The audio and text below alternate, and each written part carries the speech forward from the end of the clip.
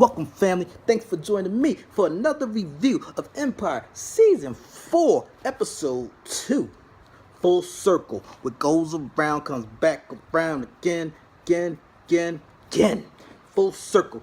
Now, I've been up for over 24 hours, so if you see my eyes looking red, it's because I need some of this. I ain't been doing none of this. I really need some of this. But we're going to do this video, alright? We're going to do this review. So you ready? Because I'm ready. You ready? Let's get it done so I can go to sleep. Let's get it cracking. Alright, don't forget to comment, like, and subscribe. Hit that little notification button so you know when I post a video. Alright, fam, we're going to start right off with Mr. Lucious Lyons. And we got him, and it's looking kind of metal, like it's about to go down. Like, you got him in the bathroom. He got nothing on but his robe. The lights down low, running some water. You see the candles being lit, and who's lighting them candles? The doc. Not Cookie, but the doctor. What's up with that? The doctor get in front of him, and she get on her knees right in front of him. Ain't got nothing on but the bathrobe.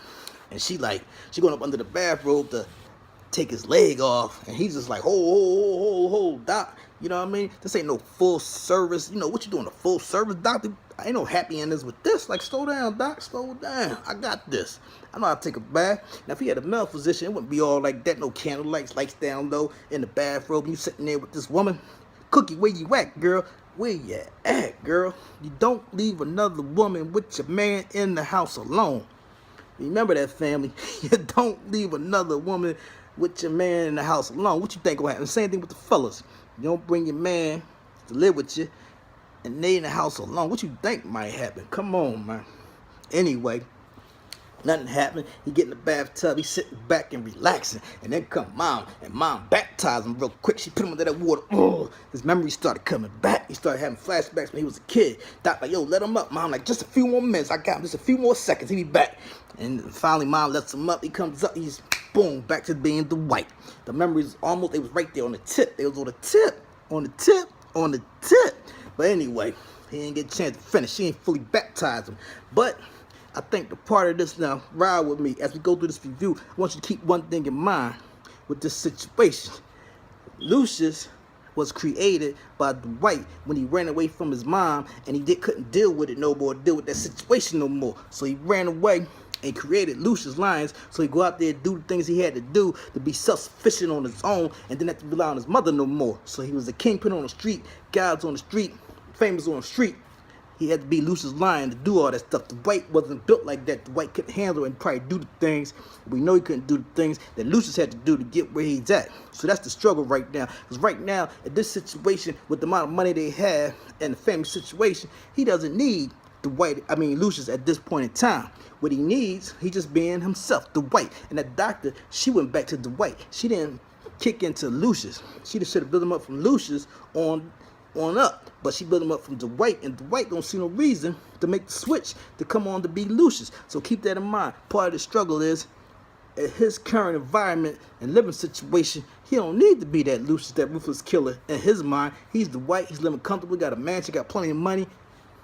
What more could he ask for? Got a maid and everything. You know, got this crazy behind family he ain't really feeling. But right now, so keep that in mind. Part of the struggle is Dwight sees no need to kick in to be Lucious. I think something gonna have to happen for him to snap and fully become Lucious again. I think it's gonna be an event. Ain't gonna be all that therapy and this and that. Something gonna happen. Some push come to shove, and that's when man gonna click back in. All right, so we gonna talk about Cookie. And Cookie finally decides to move in the house. She coming in the house making all kind of noise like 11 o'clock at night. And this is a good situation. Cookie should have been in that home. You won't listen to this lady and have you not living at home with your man. You should have been at home and in the bed with that man. He should know nothing but that house. If he in that house, you should be laying right next to him, and you should be giving him some of them sugar walls to help trigger that memory. And the fact that you be laying next to him might help trigger some memories. Shoot, because mom was almost drowning him, some stuff was coming back. You give him some sugar walls, they probably be all open. All right. Doc tells her, shh, it's 11 o'clock at night. You know what you're doing? She better, look, you better bring my man back, or I'm going to do something to you. I'm getting tired of Mr. Sophie up there. I hired you. You need to bring my man back. Because keep in mind, you know what I'm saying? I'm a movement by myself, but I'm a force when we're together. Baby, I'm good all by myself, but you make me better. That's what she want. You know, what's good is the cake without the sweet icing. So, Cookie want her man back, or Doctor you gonna be in for it. Everything she feeling, she gonna show you how she feel in the end if you don't get this boy back. All right, so we're gonna go to my man. Not my man. We're gonna go to the crazy behind Jamal. Emotionally immature Jamal. So Warren got Jamal all over. He sprung on that day. He gonna do anything for that day. Warren D. Jamal, you show him a little attention, he seem to fall in love with you. And that goes back to Jamal's childhood. You know, everything goes back to our childhood. He ain't get no love as a child when his mother was locked up. You know, his father's story was like garbage and soft and kept him away. He has shook as an adult. So now anybody show him some attention, he all in love now. They ain't really do nothing for him. He ain't in love. So he want to do an all love song album, which I think gonna have a side B, and it's gonna be all heartbreaking because we know what's gonna happen in the end. You know, Warren gonna do the thing to him, and it might be a good album if Warren do the thing to him. Might not be good for Jamal, but might be good music. Because you know your girl Mary J, her best albums was when she was going through something, when she was falling in love or having problems and breaking up. You know what I mean? You can't. It's hard to beat Mary J when she's going through something. She take you on a ride with her album. I'm telling you, she take you on a ride. You know what I'm talking about, family. So anyway, so we at the studio. You got the movie producer Jamal and Becky. Of course, Warren is there. Warren is tied to Jamal hip this whole episode. Whenever you see Jamal, you see Warren in the background, grinning and skinning. All right, so movie boy, listen to the music. Jamal playing it for him. Jamal feeling all good. The producer like, yeah, you know what? I like that song. Jamal feeling good. He said, oh, only a few changes. We need an orchestra. Jamal feeling that. Okay, I'm cool with that. We could do an orchestra. He said, yeah, and that, you know, that falsetto, lose all that, and the piano, lose that too. And Jamal like, that's what I do. I'm Mr. Falsetto. If I lose that in the piano, this ain't my song no more. And Becky like, ho. He's the customer. He paying for all this. We'll do what you want us to do. He said, good. I need it tonight because I'm going to Paris. He said, we could do it tonight. Jamal feeling some type of way. He got his panties in a bunch. But all right, so movie producer roll out. The thing gonna get this thing tonight. Jamal huffing and puffing. She's telling him, look, he paying for this. We got to get this done. Jamal keeping his eyes off the prize. The prize is getting this done to get you some more exposure. And he paying for this. You do this good, you may get another one, or your name pop up so you can do the music that you want to do. But anyway, so he agrees to do this project.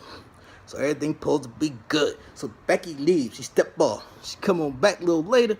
She sees the orchestra there. That's good, but she listened to the song. She's like, yo, what's up with this? This is a whole different song. He ain't asked for this song, and this man don't approve this song. What y'all gonna do now? He gotta leave tonight. Y'all ain't got enough time to be messing around like this. So Jamal, he like, this is the song. And you can see the look on Warren's face. Warren pushed him to make this decision, because Warren trying to isolate this boy, because he know he got him wrapped around his little thing. So he trying to isolate this boy. If Becky is his best friend, because Jamal said Becky was his best friend, if he can get away from Becky, he got him. So, you know, Warren out there fishing. I'm gonna catch this boy. I'm gonna catch him slipping. So Becky's upset. Jamal's upset. Jamal refuses to change anything. Becky had to leave. You know, she's like, this is business. And Becky rolled out. So next scene we got the movie producer in the room, in the conference room, that big conference when they have all their meetings at. So he in there. You got Tori in there. You got Becky in there. They playing the song. Jamal come in. Of course, his special friend right behind him, Warren. Warren coming on in. They listen to the music. The movie producer like, yo, great idea giving Tori the vocals for this song. Jamal ain't know nothing about that. But the movie producer is very happy, and he wants to talk to Tori about making a video. Now Jamal huffing and puffing, feeling some type of way, because he's getting emotional about the situation, because this is my music. And Becky had to tell him, look here, this is business, dummy. Look, this is the man paying for this song, and he's gonna pay for the video, and it's gonna be in a movie. We gotta get this done. So I had to replace you with Tori, so she did what I told her to do. And he feeling some type of way. He like, yo, you an intern. Don't forget that. You an intern. You could be replaced. Next time you stab me in the back, you ain't gonna be no intern no more. So now he feeling all kind of tough. She should have told him, why you getting all puffed up for? Better blow that air out your chest, boy. But anyway, so next thing we got Jamal goes home. Jamal Warren and Jamal place. You know, Jamal huffing and puffing a little bit, getting all a little sensitive about the situation, because Warren got him all twisted up. He can't see straight of the big picture. This was to happen to Hakeem. Jamal would direct Hakeem to do the same thing that Becky did. Make them changes for that movie producer and get that job done so we can get that money. But because he hooked up on that, now look, This is another thing for everybody. When you and somebody with this situation, like Becky is cool with Jamal, but she also know that Warren is around. With somebody chasing that P or that D, no matter what you say, it's not going to be more powerful than that. And y'all can sit around, y'all can talk, and it can make sense. But as soon as they leave and that person knock on that door, they're going to answer that door and it's going to go down again like it was never took a break. They just got to fall. Jamal just going to have to fall. That's the only way around this. Because nothing you can say or do going to compare to that what he getting from Warren right now. That's just what it is. All right, so they at the house. Warren starts singing to him. I said, oh, my goodness, here we go.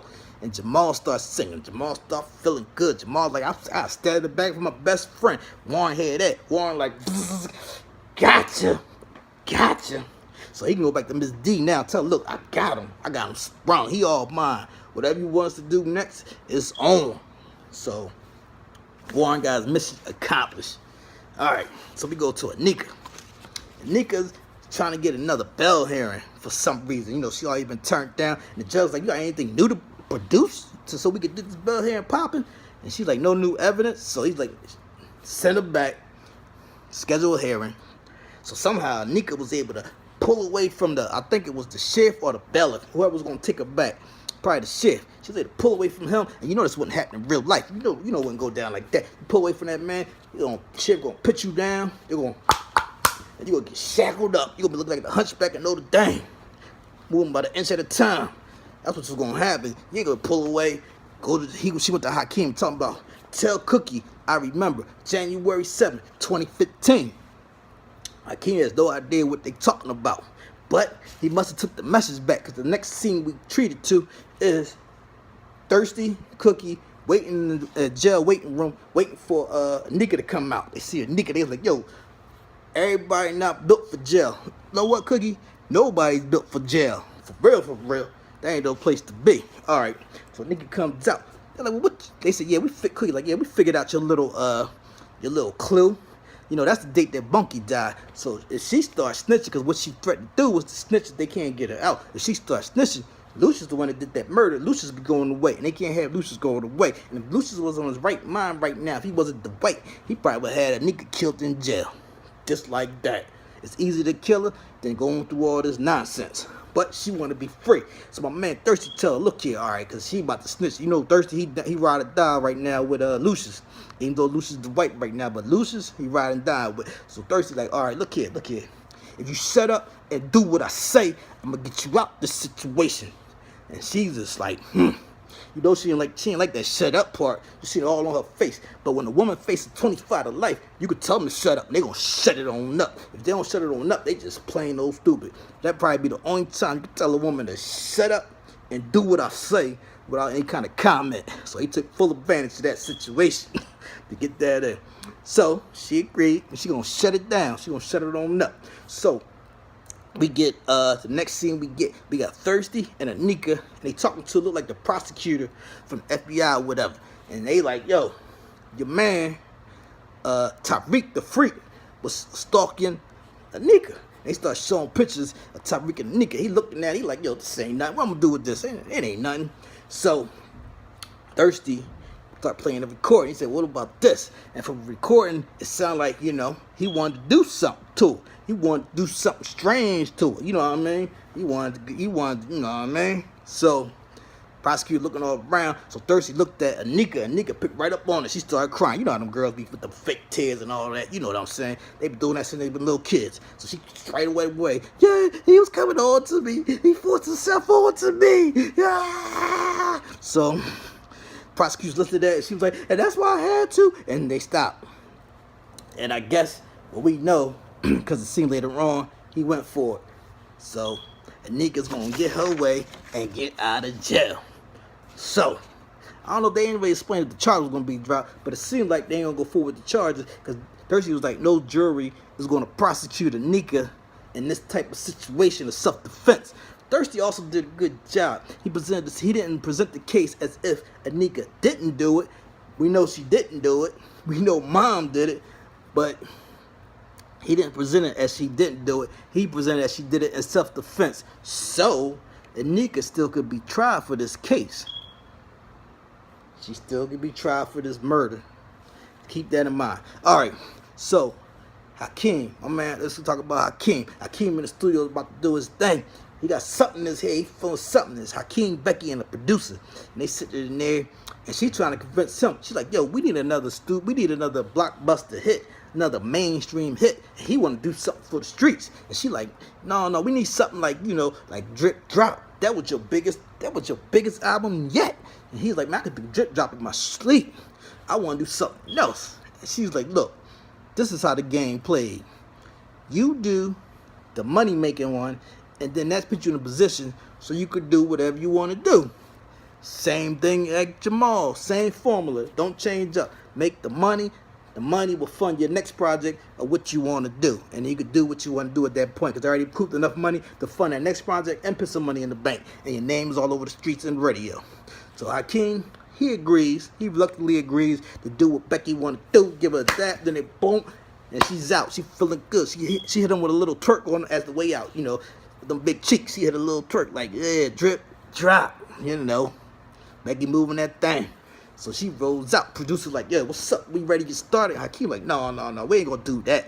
We gonna do one for me, then I'll do one for them. I gotta get this beat out my head first. So he start going to work. You see him in there starting to work, do his thing, putting the beat together, putting the lyrics together. We didn't get to hear too much of it, but he was able to finish that song that night. So Hakeem was working, he was getting it in. Alright, so we got Lucious and the doctor. They in the house.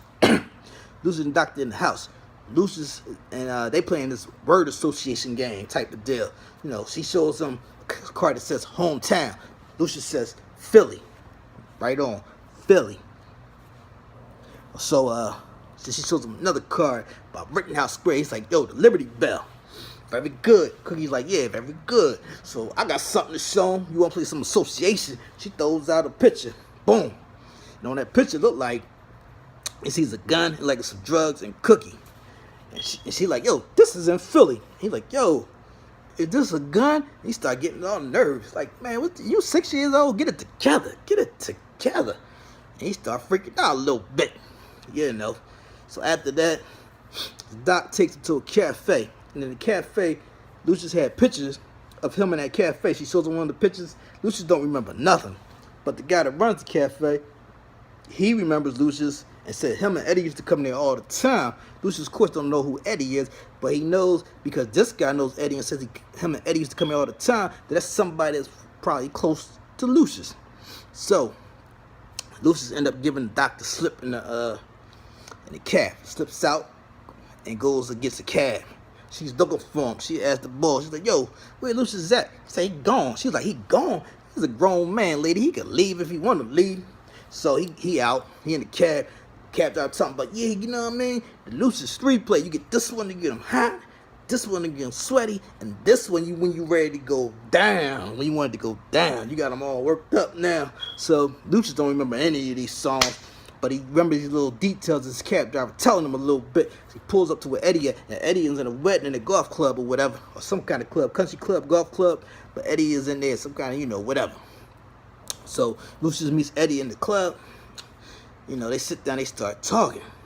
So Eddie's like, Lucious start talking about the Lucious 3-play, and he gets the last song title wrong. Eddie starts picking up, something ain't right with this boy. He probably picked up when Lucious greeted him too, because he ain't greeted him like Lucious, Lucious probably been all over him. He ain't see him in a good minute. That's his man, street boy from the streets.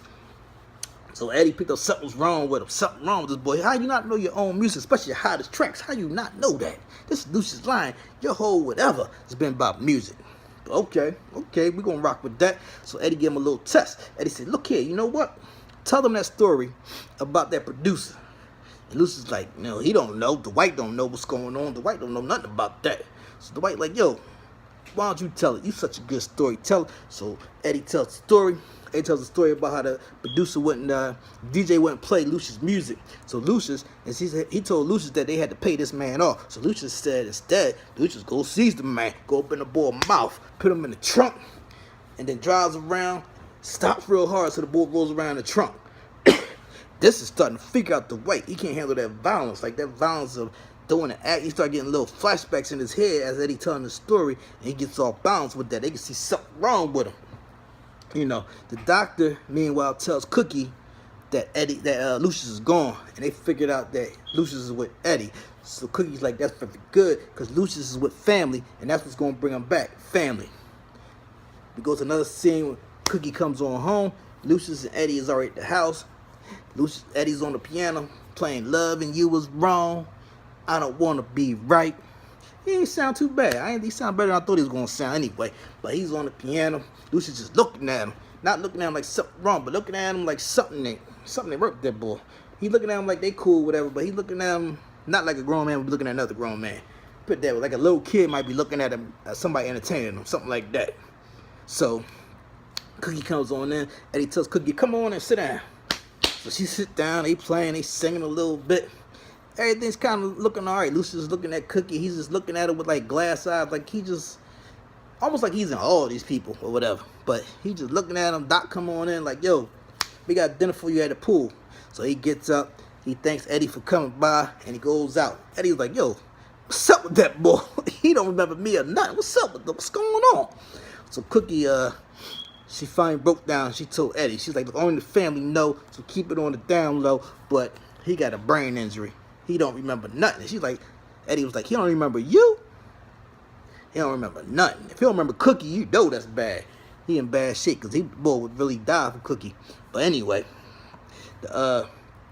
so she tells Eddie about the brain injury, and and then she tells Eddie about Andre playing something off Empire Stream, and Eddie's like, no, you gotta step up, not sell off. You can't be selling us off piece by piece. You better step up. And she's like, step up what? With some food? No, with some music. So she thanks Eddie for that.